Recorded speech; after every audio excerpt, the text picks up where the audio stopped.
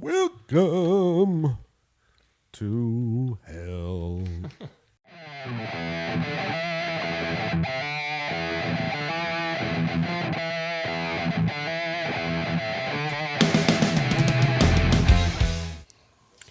Hello and welcome to the Jersey Shore Musicians Podcast. I'm Matt. That's Jeff. Hello. And tonight we got the Antoine Poncelet Project. Band. That's it. Oh, you're so close. I was close. I tried. We've That's heard it. much We're worse. done. Forget it. No, there's been a lot of manipulation. So. You probably get that a lot. No? Yes. Project has a good ring to it, though. We thought it was too close to the Alan Parsons thing. That's where I go. Yeah. The Alan Parsons Project. Nice. So how are we doing tonight? Great. Yeah. Find the place all right? Yeah. Sounds good. So why don't you tell us a little backstory on the band, how you guys got started? Sure. Well, let's see. In the midst of the pandemic, I found myself without my long-term band, Precious Bones. A couple tragedies kind of ended the band, so we really couldn't go forward anymore. But I still had this kind of a backlog of songs that I had written over the years in different projects that I never really got to explore. And, I really wanted to get back out there. So I kind of put out a distress call to a lot of local, friends and bands, see who was available and wanted to, just kind of explore this with me. And Pete was one of the first people to reach out and said, he's from the Vigilante Cowboys, but he was like, "Oh, I really like your style, and I'd love to try something different." And then just kind of, tumbled from there. And almost 3 years later, we have a great lineup and recordings and singles coming out and shows. So Very nice. Yeah. How many members in the band? We alternated a little bit. I think the core band is about 6. Yeah, we have a 6-member band. So it's Antoine and myself, our bass player Mark McClemens, who is in several different bands. We have a drummer. Current drummer is Eddie Enzyme, who is known for playing with Glenn Danzig as he's starting out. He's also been in Fahrenheit 451, and he's been around the block a few times. And then US Chaos. US Chaos is a well-known New Jersey punk band, so he's had some little bit of legendary status in that respect. And then, of course, we have Santos Menendez on keys, and then his soon-to-be wife Dina, who sings backup and tambourine and and kind of also does our website. So that helps. That's awesome. So, soon-to-be wife in the band. Yeah. Isn't that like almost like sacrilegious or something like that? They love each other, man. No, that's super cool. We've explored so many classic rock cliches. We thought we'd throw this other one into the mix. Oh, honestly, man, you nailed it right there. Jeez. Exactly. So, Is there any releases that you guys have done? Is there studio albums, singles, EPs, something in the works? Yeah, well, we just put out a single. Okay, it's on Spotify called April. That was the first song that we just did there, and the B side is a cover of Roxy Music's Virginia Plain, and then we have other singles coming up. Actually, what you probably heard us tape is the second one, Strange Violence, that's going to come out in a few months. Okay. And then the third one we didn't do, but a song called Drown Man. And then actually the other one we just did, because we, as we taped 3 songs, that's going to be another upcoming single. We were fortunate enough to record, 9 songs, and we're just going to kind of slowly put them out as singles, and then eventually they'll be compiled into a couple of EPs, and then maybe throw that together with, certain B-sides or live recordings. So, I've been around the block a few times, and I know that back in the day you put out a whole album, and some bands still do that, but I think we're looking at a slightly more short attention span world. And Well, we talk about it all the time. Since COVID, the whole putting out an album thing has kind of stopped. It's more singles based. Right. Yeah. So and then at the end, your album is just a collection of the singles. You put right, out. which is actually that dates back to the 50s. Like our grandparents, their great grandparents would have it like that. Like a guy like Nat King Cole would put out a single, and then he put out a couple of them, and then in a year he put out the album with all those singles. Oh, back then they put out double albums. Well, that was like the 70s. I'm talking like what we're doing. What's happening now is actually, that's for you musical historians in the audience. So it's really gone back to like 70 odd years ago. They singers or bands would put out a couple of songs and then they compile them to an album, and that's what we're doing now. So Something falling on you again? A little bit. So I think that's what we're doing. But we were fortunate enough to be able to record what we did because we're so awesome that we won second place at Battle of the Bands in Carteret, and we got a little bit of prize money and used that to That's awesome. finance the recording. That's awesome. Yeah. Very good. And where are you guys recording this at? We have been recording up at Studio 650 in Hazlitt. It's the home to John Caspi in the First Gun. Okay. Do you know those guys? No, I'm not too familiar. Well, they're Still playing that band? John Caspi in the First Gun. Yeah, Pete, you play guitar? Oh yeah, I'm the guitar player. Yes. No, Pete, Oh, Pete Yeager, right? Yeah. He lives around here. Duh. Yeah, Pete Yeager lives around here. Yeah, that's right. I'm sorry, my name's Pete too, so I messed up.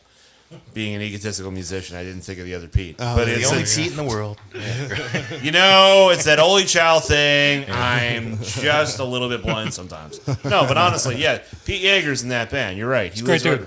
He's a great guy. Yeah, so he's in that band, and they rehearse up there. That studio is where they rehearse. But Doug, their bass player, also has a recording studio there, and we've recorded there. And all the songs that are going to be coming out have been recorded to that studio. Cool. Very good. And what was the process like? Are you guys like one of those ones that like click track and process this, process that? Just kind of go in, try to get as live feeling as possible. Yeah, the idea was to have an early 70s sounding record. So we all mostly played live and then, just did some overdubs. Yeah. The guitar, the drummer that we played with on the recordings was Justin Wright, and that kid is like a metronome. Nice. So it really was almost like playing to a click track. Yeah. And basically we did, I think, most of the rhythm in a day or two. Yeah, we were pretty well prepared because we had been playing with Justin a year prior, and he's in two other bands. He's in Meteor Police, and then he's also in this band called Dream and When, and they play around Asbury and down this way. Sean in Meteor Police is also in this hardcore band called Vessels. They've been on here. Yeah, so I'm sure. I was at their show the other day. Right. So so they're good guys. They're very much into the poor man, they're very much of that whole scene and vibe. So everybody kind of knows everybody if you play music long enough, and we were fortunate enough to have Justin at the beginning of this band, and he played with us up until this past summer, the summer before. And at the end of the summer, and then that's where we got Ed, and Ed's been with us since. But he was with us long enough to lay down these awesome drum tracks of his. I mean, I've never had I've played with a lot of people, but he was fun as hell to play with because not only was he like a metronome, but he's a young kid and he knew stuff that was old when I was a kid. Like 70s stuff was old when Not trying to give away my age, but it's just, like you just tell him play this beat like that, and he'd do it, and it'd be like, the hell, who are you? I mean, how do you know this? I mean, like, it was, I've played with a few guys, but he was super fun to play with, and so when we got a chance to record, he went in there the night before, set up his kit, and then we all went in the next day, laid down the rhythm tracks, and it was solid. And when you go check out our track online, you will see how solid it sounds. But Ed's great too. He brings a lot of experience to the table, and he's fun to play with as well. But in terms of the recording process, getting back to your question, he was great. And then that made my job easier when I had to go do overdubs, because I live close by. I live in Mattawan, and the studio's in Hazlitt, so it's next door. Oh yeah. So when I had to go over during the week to lay down rhythm or lead parts, I had a solid bed to work on. That's great. Yeah, it usually makes it nice and moving quickly. Mm-hmm. Yeah.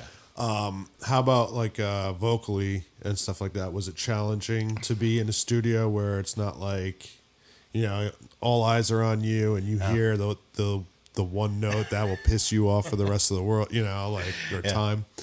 No, it went really well when I went down. I think again I did everything in almost one day, maybe 2 days. Mostly like one long day. night. Yeah. I thought you could have done a tiny bit more, but you know, the thing is that like with this band is that I'm the guy that lives in Monmouth County. Everybody else lives, and Justin lives down this way, but everybody else in the band's up north. And so I think we were very well rehearsed. So, but we were trying to do. But I think he's concerned of trying to not make a lot of trips and just trying to get everything done as quickly as possible without sacrificing quality, so. Well, that's, Yeah. never So I think sacrifice quality. yes, what we're alluding to too. So we did my vocals in the studio, and then several members of the band do backup vocals.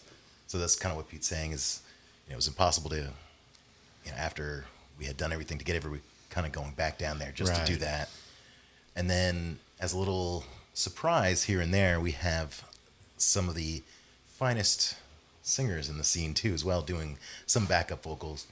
So we ended up, doing all this vocal work for months after the initial recordings, going back and forth with people's home studios where they were, Sending tracks back and forth. That took way longer than the initial process, which I was starting to get a little annoyed. I was like, it's like we did 90% of the record. I meant all the tracks, but I'm thinking like old school, like the record in in about a month, and then we're taking forever to do the last 5%. What's because we were asking friends of ours to to do background vocals for certain songs. So on one song we have this one singer do background vocals, and we had to tell her, and she lives all the way in East Stroudsburg, Pennsylvania. So she's not going to come down to Hazlitt. So we told her what to do. She did it, and she shipped it in.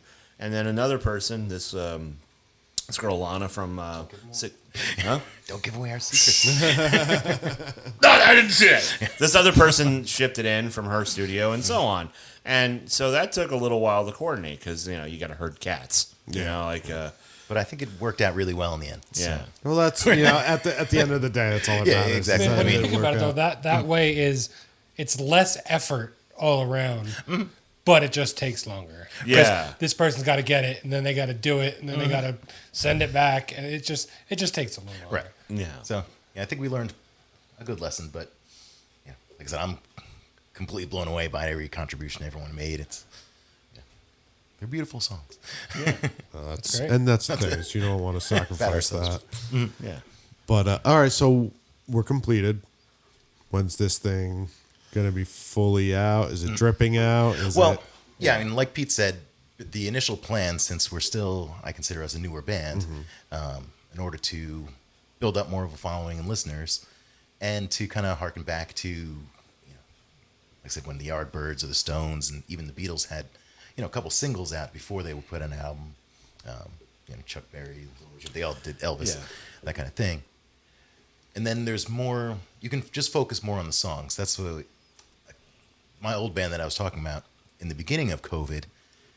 After being together for 10 years, we had finally put out an album that cost a lot, took a lot of time, and just because of the situation, not being able to play and different things, it kind of went unnoticed, and all the effort that we put in to promote it, was just focused on one thing. And then just, naturally the way people are, it's like, well, after a month, it's no longer new. So this way, we're always having something new coming out every couple months for a while. And like I said, just to kind of give more focus and attention on the particular song itself instead of, here's this thing where you might gloss over or it's too much to take in at once. Yeah, you don't want to give them too much at one time. You want to give them a little bit and just keep them more. And I think the way these songs are, they all almost wouldn't really fit on an album. There's a lot of different styles and approaches to things. So I think when they are all out and we can put them together, it almost will sound like a greatest hits, which I think will be funny. Well, that's kind of cool. That's good. And it's almost like the shotgun approach is, I think, more of an appealing work of art versus just like, we're going to play this style like this for 12 songs. Yeah, I mean, we grew up, coming home, from the record store and having the time and attention span to sit through a 40-minute, double-sided thing and, read through every lyric and pour over the art. And, now it's just kind of, oh, this showed up on a playlist. Let me check this out. And, there's a we cool talk video. about it on here all the time that nobody listens to an album anymore. Nobody. Right. Like, just like nobody goes to see a show. They go out and see the one band they want to go see, and then they're right back out the door. The attention spans are gone. Completely gone. Yeah. Oh, yeah. that does That's the TikTok generation, where you got 30 seconds. Have a great time. exactly. Yeah. Oh, that's great. We talk about it so much. I just want to be like, fuck everybody. Fuck all of you. Yep, pretty much. That's great. So, any shows coming up? Or Well, this Sunday, we're We're going to be doing the Highland Park Porch Fest up on Highland Park. It's going to be, I guess we have two versions of our band. So we have a full version of the band with the rhythm section. I think this version is going to be what we call the semi-plugged version, where we don't have the drummer, but we have like a percussionist coming in. So it's a little more of a rearrangement. So that's Highland Park, and that's this Sunday, May 21st. And then This won't be out for 2 weeks. we played this great show in Highland Park. Man, it was awesome. phenomenal. Thank you I'll for leave coming. it in there. I'll leave it in there for the plug. But That damn show was awesome. No, and then after that, we're gonna play up north again at on June 22nd at Jimmy's in Kearney. So the bar reminds me. I don't know, like some of you may get this reference of Archie Bunker's place, because it's some little corner bar in the middle of Hudson County, and so it's. But they have all these good shows, so we're gonna play that with Painters. And what's the other band? Not sure. Okay, it's Thursday, June 22nd with Painters. It's a gothic post-punk night. And then we're going to play again the semi-plugged version. So there's the full band version and the semi-plugged version. We're playing there 2 days later at Jamie's again. And then... is that through Poor Man? I know he does a lot of stuff up No. there. No, it's not through Trashly production. Oh, all right. And I think the one on... Who's putting that on? Do you know the Record Keeper, that band? Juliana from that band is putting together the show on the 24th. But Yeah. And then we have shows. Coming up in the fall. So we're going to be playing all the way up north. We had a show at Prohibition at the beginning of the month, but that got canceled due to circumstance beyond our control. I don't know, but it's getting rescheduled to September 16th. Prohibition River up in Nyack, and then September 29th with the Azures at Red Tank, and then finally the very last one we have until we book others is Pino's in Highland Park again. So we don't really, we're mostly North Jersey based in Central, so it's I guess the closest we come to is Red Bank or we're working on a Chubby Pickle show, but we're trying to get further south, But but we got a lot of shows coming, and we're trying hard. And I think, I as somebody who lives in Monmouth County, even though the northern end of it, I like coming down here, and I think any band that's from New Jersey, they always want to come down the shore. They always want to be a part of it, because it's where people like to go see bands. Even now, even with the short attention span that we all complain about, I always think that this part of the state is still a place where people like to see bands.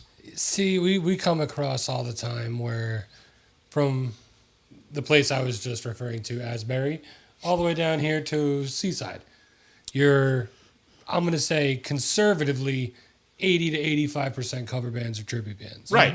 I understand that. Original music has no place in any of those places. right. And if it does, it's underground and DIY. Right. And the pockets are very few and far between. Agreed. Like we were talking to one guy, can't remember what band it was. Might have been Burnt Tavern, but name one venue in Ocean County. The entire county. Name one music venue. You can't, because there's not one in the entire county. Yeah, I mean, Jenks is like the Nerds. You go see the friggin' Nerds, and They're a cover band. Yeah, right. Yeah, I know. I remember them well. Oh yeah, I would say, but you used to have Joey Harrison's. That's not there anymore. The Sawmill, that they don't do bands anymore. Yeah. There's nothing. It's nothing. It sucks. But it's just the way it is. Even Asbury is mostly cover bands and tribute bands at this point. Somewhat, yeah. Yeah, now same up north too. It's like I think what it is, like, like where I am, like, you have Red Bank, and they will book original stuff, or it's covered. I mean, it depends. Like, I got to them because I was going to see one of the cover bands that was there, but because they're a brewery and they'll do that. Or Chubby Pickle kind of picked up a little bit where the Brighton left off. And so they'll take chances. But the thing about what's good about the Chubby Pickle is that they have a built-in crowd, because they're basically a sports bar that'll just put bands on, which in a way is great because it's low risk. Yeah. Because they're not going to lose if some band's doing whatever. But I mean, they're conscious of who they book, but they're not depending on them. They're showing the games, and they're serving the food, and it's good stuff. And then if you play, you play, and that's cool. And sometimes that place is almost better than a rock venue, because you do your thing, and it whatever works out. That's just my take on that. But yeah, but you know what? I think it's always hard. It's like when you want to play your stuff and not just play whatever's on the radio. I think the breweries would be more into it. Yeah. But the way the laws work for the state now is it's kind of anytime they have a band play or do anything, it's an event. And Right. they have to register every event they have with the state. That's and the they're thing. only allowed to have so many events per year. Right. Yeah, and I think, which is what worked out for us, because we had played Red Tank last summer. We did okay. And then because of that, I was able to build on us playing there, last month. And we played with John Caspi, and we also played with this band, The Dream of When, and all, two local favorites, and we're good, and we brought a ton of people, and then it's like any other bar. Well, my band played, and we brought a crap load of people. Well, that means you can book us again. I mean, in the end, that's all they care about. Right, If you made the money. Did we make the money? Did people drink a buttload of beer? Yeah. And yes, and the answer to that question is yes. Therefore, you can get to go back again. So even though they're a brewery and not a bar, which there's a very thin line in that definition, but I mean, they're serving alcohol. They're hosting an event, and they're serving alcohol, and They're not allowed to serve food either. No, I know. I wish There's a lot of weird things when it comes to breweries. I wish they could, but whatever. People were ordering pizza, and it was getting delivered. Yeah. You're going to have food brought in from outside, but they can't serve it in-house. Right. I know. I wish They they can could. have a food truck in the parking lot, but they can't serve it in-house. Yeah, I know. It would be great if it was a taco truck parked right down the street. I'd be totally into it. Yeah. But our events that we're doing at Manafirkin Right. Brewery, yes.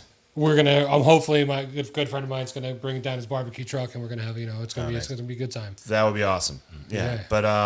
Yeah. But you know what? I think the funny thing is, despite those crazy rules, I think that particular establishment is kind of helping because again, if you're a band, whether you're a cover band or you're an original band, if you can get people to the venue and you can get them to spend money to buy your alcohol product, and they do it often enough, you will come back. It's magic, folks. Yeah. It's, but so, I think that's just what it is, and so, I think that, for some bars, I get it. They got to make money, so it's better to hire the cover band. Oh yeah. And there's a few. Like I said, it's few and far between the places that'll actually accept original music. Right. So those few places that will do it, we kind of got to get in there and set the hooks in and make it home. Right. And then build it from there and use that as the example of, look what we did here. We can do this for you. Right. And that's great. If you can pull that off, fantastic. Problem is not many people go to shows anymore. Like, you got to beg people to come see you. All right. But you know what, though? I'll say this, and you're not wrong. And that's just because everybody's so busy. It's not even like they don't want to. It's just most people don't have the time to. Yeah, right. I know. Again, you're not wrong. But I always felt that was, I've been playing in bands for a long time, and that was always an issue. I mean, it's not what we're complaining about. I could have had the same conversation 20 years ago. It's a young man's game. Yeah. When I was a young kid, I spent every weekend at Birch Hill. Right. Every weekend. Didn't matter who was playing, I was there. And now, not so much. Right. Oh, Yeah. yeah, I was like, oh, what VFW hall should we haunt Well, this that's week? the thing we talk about too is the VFW hall type shows and the DIY kind of shows. They're making a comeback because the bigger houses they're not doing it anymore, or the bands don't want to have to sign a contract saying they're going to guarantee you 100 tickets, and if they show up with any less, it's coming out of their pocket, you know. Yeah. Yeah. And every video or anything I've seen of a house show or a VFW show, they're packed. People are dancing, having so much fun. It's so much a different, different environment. Yeah, it's definitely cool though. Like poor man, I know I've known Mike for a long time. We've been playing in bands and then Stomp Out too. I know Jay. I've known Jay since we were little kids. We're gonna actually have them on the podcast soon together. Jay and Mike should be a good one. Oh, nice. We'll see how that one goes. Right. Should be interesting to say the least. Yeah, no, hey, it's, yeah. I mean, again, and I think that's the thing. Like, you say it's a young man's game, these house shows, and it's true. It's been like that for, gosh. I'm just saying, being in a band in general, and then trying to be successful as a band, it's a young man's game because you got to hustle. Oh, yeah. Yeah, no, I know. I guess maybe it's because I don't watch enough sports, but it's I don't know. You know what? I enjoyed doing this. At the end of the day, it is a young man's game. You're right. You have to hustle, but you have to enjoy it. I like doing this. Oh yeah, yeah. And it's I'm just stating based on the fact that the older you get, the more responsibilities you have, and sure. the less you can commit to being a musician and playing out and. Like, oh, I can't play that show. I got to go to my kid's recital. Right? Yeah. I mean, I think Antoine and I have a kid, but my kid lives on the West Coast with her mom, so I don't have that immediate responsibility. He has a child, but he's he sees his kid on weekends, so some of our scheduling is based on the availability. Yeah. Not to mention once you get in jobs and all that involved. The older you get, the harder it is. Like you got a 6-person band, you got to get 6 schedules to align, which sometimes is really fucking hard. No, exactly. That's why we had to kind of, shuffle around a bit. Piecemeal stuff. Yeah. I'm sorry. Oh, that's right. No, like that's why, like for example, when we do this, when we're going to be doing this Porch Fest, we're going to do we call it the semi-plugged. In other words, our drummer can't make it, and but we have me, him, and our keyboardist and our backup singer, because they live together, they're going to be married, and then we have a guy playing percussion, and then possibly a bass player. So that's a different configuration. Plus, it's kind of like in a mellower setting, it'll allow us to play like say a coffee house, where it's where that's because you're always going to have that quasi acoustic setup. That's always an option, and I think that's a good option for us because. Our songs aren't 2.5-minute pop punk songs about my girl didn't left me, I'm only 22. We don't sing that. So I think our songs are a little more larger in focus and, dare I say, a little more classic rock sounding. And I think it fits in that environment as well as a big rock environment. That's why we do what we do here. I mean, one is acoustic it's easier to get in, record it, and get out. There's less to set up. Right. But it also... When we bring a band in, especially if we bring in like a real heavy band, it's a challenge for them to have to take what they have and convert it down and simplify it enough to make it sound good as an acoustic song with one player. I saw Full On Empty, and I know that singer. He's a good guy. Dan Caputo, he's good guy. He's a good guy. When the Bright, I caught him right before the Brighton closed, and he has that he has that Alice in Chains style voice, and and so. But then you hear him play with Negative Sky, and he's screaming his head off, and you're like, "Whoa!" Well, no, he's a talented vocalist. My point is that that band, Full On Empty, in an acoustic setting, they're similar to Alice in Chains in the sense that it can translate to a large sound, or it can translate to an acoustic sound. Or it can simplify down and maybe just that quiet little. And I as a trio. That was one of the tracks. Yeah, it's one of the tracks I checked out before I came. And I was like, oh, yeah, this is great. Yeah, we did a music video for them for one of their songs. Yeah. Oh, that's awesome. Yeah. Me and Dan go way back. Yeah. He's a good guy, It's like, I don't know if you ever hear of Useless, the band Useless. Yeah. No, I was sang in that band for like 13 years. We played many, many shows together. Oh, okay. We had many shows. Right. And then we realized that stoner and doom rock just don't flow around here. So I was really? Yeah, we were like the only band. I mean, we never fit on a bill ever. We were always with like a punk rock band or like a thrash metal band, and we were always, no matter what we did and who we played with, we were always the odd man out because we were like very corrosion of conformity, Caius, you know, that vein. Yeah. Right, but I mean, like, this is the area that, well, years ago that you know, Monster Magnet came out of. I would think Keyword, years ago. I understand that, but I'm just saying that you would have somewhat of a fan base that likes that would. Oh, they just go to Monster Magnet. Yeah. Well, no, Monster Magnet just plays overseas in Germany because I'm just saying, with trying to find other bands to play with. Right. There's not many bands like we maybe came across one or two in New Jersey that are in our vein, and it was like for us, we're all down here, like, you know, Toms River, Barnegat, and to get into that scene, we got to go up to like Dingbats, you know, that area. Right. So Yeah. that's almost a 2-hour drive for us. Right. That's true. That's hard for you guys. Yeah. Right? Yeah. Well, I was gonna say that. That's where I'm from. But, Yeah, like I'm the odd man. I mean, not counting the fact that we had Justin. Outside of him, I'm the only guy that lives in. Well, I live in Mattawan, so that's still central. So I'll drive up to rehearsal for an hour, but I'll do it because I like it. You know? Yeah. And I work from home, so it doesn't. Like I said, we traveled all over. We didn't care, but you know.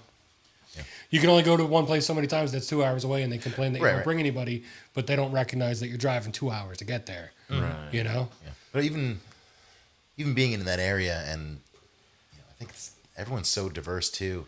I don't think we've played a bill where there was another band that sounded like us. And No. like you said, it's always. Well, just your singing style alone is very, very unique. Thank you. Yeah. But no, and, you know, great bands never. You know, we played with some that were okay, but you know, mostly great. But like I said, nothing. Did you guys ever play Dingbats? Yeah. My friend, you know Michelle? Mm-hmm. That's one of my best friends. Oh, that's awesome. We go back to little kids. Oh, yeah, she's wonderful. Yeah, she's awesome. We've had her on the podcast before. Oh, cool. Good. Yeah. I mean, like we're planning a show there. Actually, there's this band called Our Marvelous Lives. They're a little older than us, and they used to be known as Max America. And we're planning a show with them at Dingbats. But I guess the thing is, like, I would agree with Antoine that, you know, like our band, if you listen to us, we don't quite sound like we're not a punk band technically, and we're not even, you know, we'll cover like Iggy Pop, but you know, we're not like pop punk, you know, we're not, but we'll play with whoever. I mean, we play with the Accelerators, who's been around forever, and we don't quite fit in with like emo bands, or I mean, I like this band because we're all our own unique entity. Yeah. And I think that's it becomes a melting pot. Yeah. Yeah. I mean, that's some of the best stuff in my mind. Yeah. Right. It's when you get those like 5 or 6 different styles and they just kind of meld right together. You know? Like you, I heard in your voice there was two names that kept popping in my head that I can't remember, but I hear a little bit of Bowie. I hear Peter Steele. Okay. You know, you got that whole like typo effect, that dramatic effect in your voice. She likes the dark. Yeah, exactly.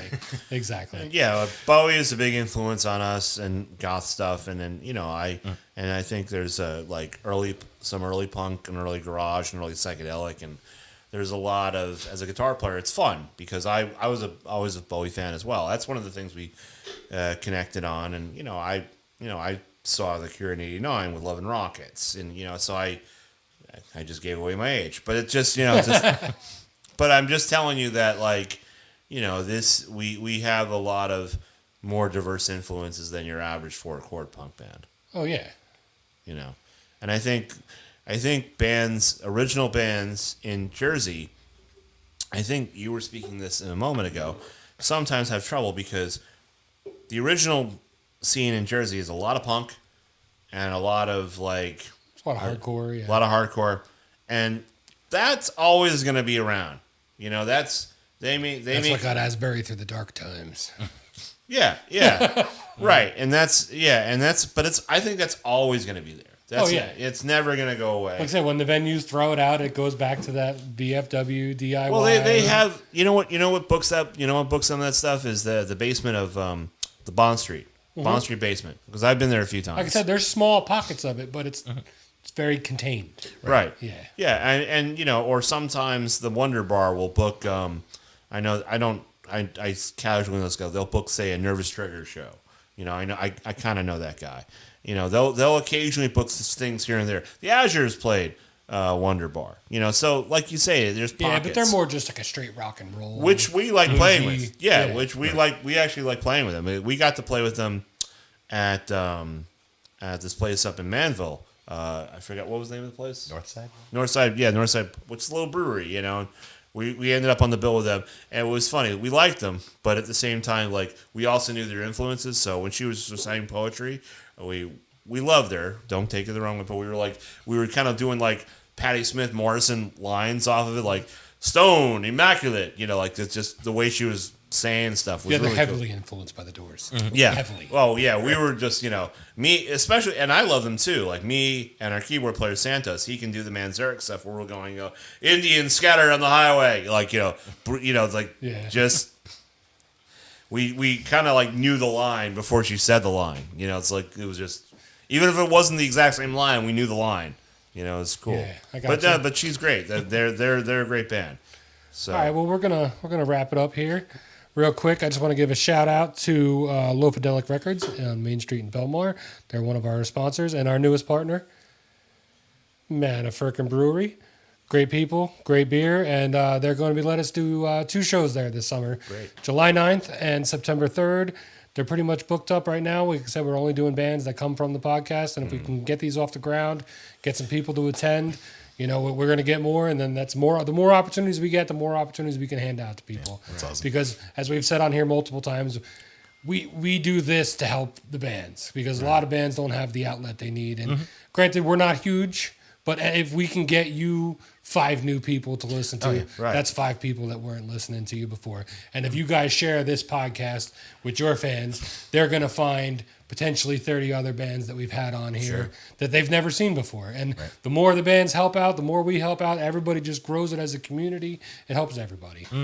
Definitely. And a big shout out to Manafirkin because they are really cool people. They love music and they're actually giving us a chance. They just pretty much handed me the keys and said, "You got the whole day. You can do whatever you want." Right. And then you don't get that very much anymore. No. That's awesome. So I really hope it goes well. I know, yeah. Hopefully, you guys can come down. Like I said, July 9th. yeah. It's a Sunday afternoon. We're going to do it like 1 to 4, 1 to 5, and just come down. It's great beer. Just it's all going to be outside in their little beer garden. So you just hang out, drink some beers, grab some food, and Sure. it'll be a good time. So we're going to leave it with this. We have the same question we ask every band that comes on here. If there is one singular thing you could change about the music scene, the local music scene, not this to lead to this, to lead to this, just one singular thing, what would it be and why? Things change about the music scene. This one always stumps everybody, so Right. don't feel bad. And we get some wild answers. I'd love to do away with any kind of pay to play. That's Type that's a common one. booking. Pay to play is good. I think that I guess it's similar, or any venue that books original bands don't have a cover, because I think the reason that Red Tank works is because you just walk in, Yep, that's what we're doing at the Firkin. and if it's easy for me to tell my friends, hey, we're playing this place, just come in and check it out. And because, if they don't like it, then they didn't waste $10-15, Yep. and they're not out. They'll, at the very least they can, so if there's no cover, and then, and I think there's no risk, and I think that's what it is. So whether it's no pay to play or no cover at an original venue, and I understand why, Yeah. but if you're relying on a band to promote your venue, and your venue has no ambience whatsoever, then what are you doing? Yeah, like I said, our shows are going to be no cover, and every band that's playing, I'm going to walk around with a tip jar. And just say, if you want to tip the band, help them get a tank of gas to get home. And Right. at the end of their set, I'll hand them whatever they get during their set. And Yeah, or if you're a band, you get a set, not huge, small fee, like cause that way that they'll make money. Like Red Tank did a good job of paying everybody, and not a lot, but they paid everybody, and we got drink tickets, and it was fair, and I think that's cool. You don't have to. That way, everybody won that day. that's what we're aiming for. So, All right, guys. Well, thanks for coming out. Well, thank you so much for having us. Thanks. And tune in 2 weeks for the next episode of the Jersey Shore Musicians Podcast. Hello, we're the Antoine Poncelet Band, and this is our debut single, April. 1, 2, 3, 4.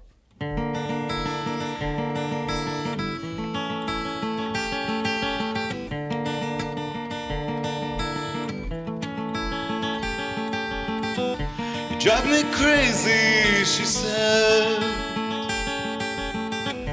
I've always wanted you, but you're so cold. Reflection frozen in his eyes as she stares down at the mark on her breast. My head is burning, I can't say what I want to say. All of my doors are closed, but she knew this was a lie. Like promises in April and an end to time. Like promises of love and endless time. She looked at him again like Mary Magdalene. She could wait forever like some poor saints. I'll wash your hands and I'll kiss your feet. Just talk to me. This boy can't hear her words anymore. They mean nothing to him now. He's got his own little cross to bear.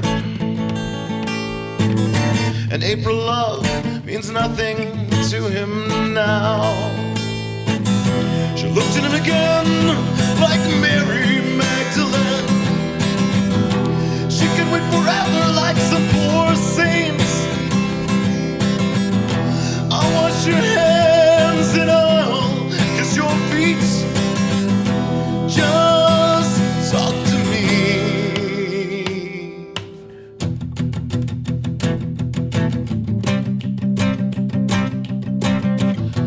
Don't give me metaphors or painted lines. Just talk to me. Come talk to me. Just talk to me. Walk with me. Talk to me. Come walk with me and talk to me. Come walk with me and talk to me. Come talk to me.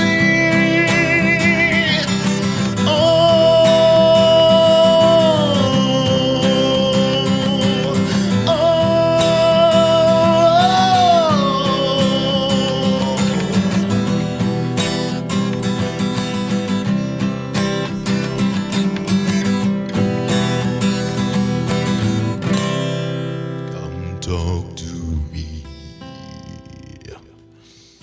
Thank you. This next song is called Strange Violence. Okay, ready? 1, 2, 1, 2, 3, 4.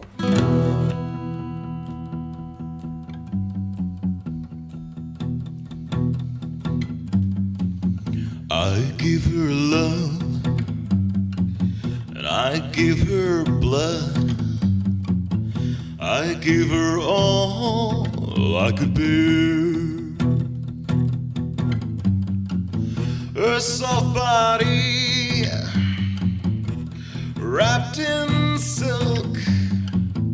No sense of danger in the air.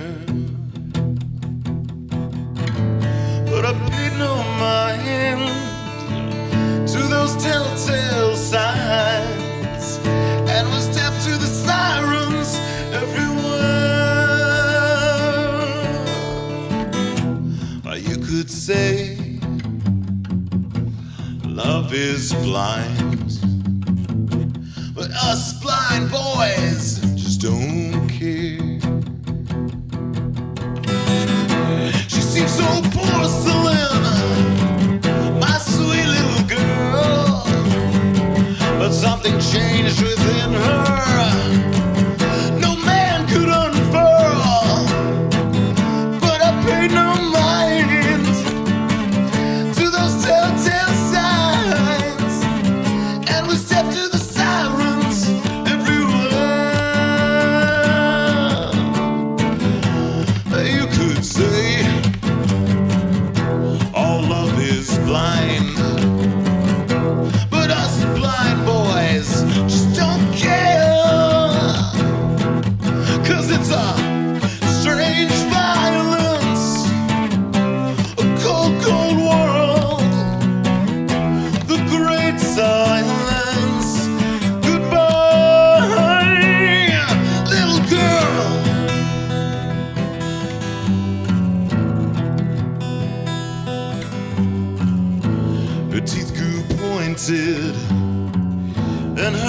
100% changed.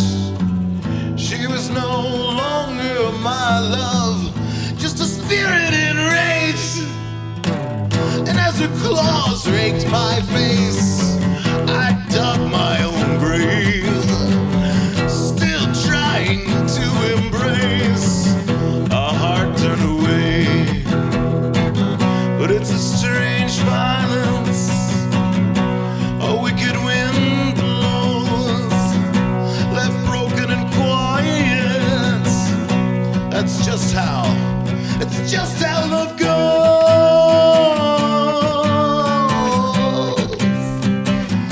That's just how love goes. Oh, oh, oh.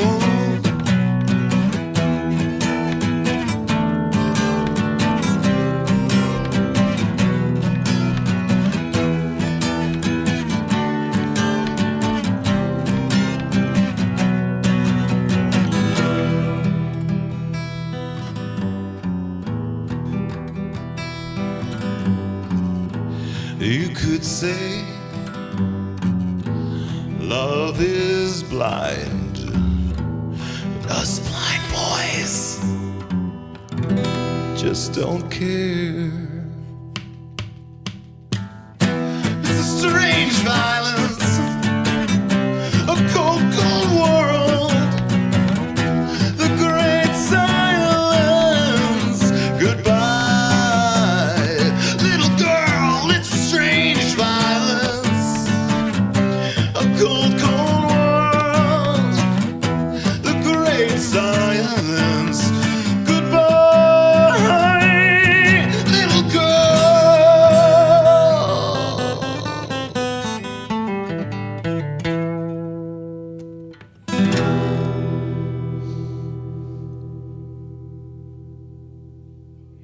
This song is called We Are Waves. 1, 2, 3, 4.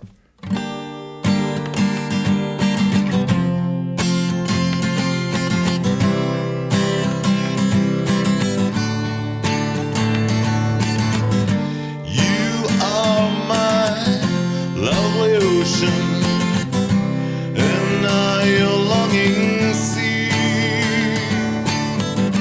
Here to rush to you as you float to me.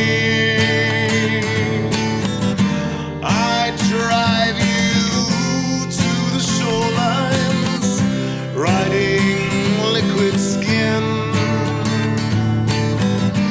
until you push back against me, and I drive you back again. We are waves, we are winds, you ends where I begin. We are waves, we are winds, you ends where I begin.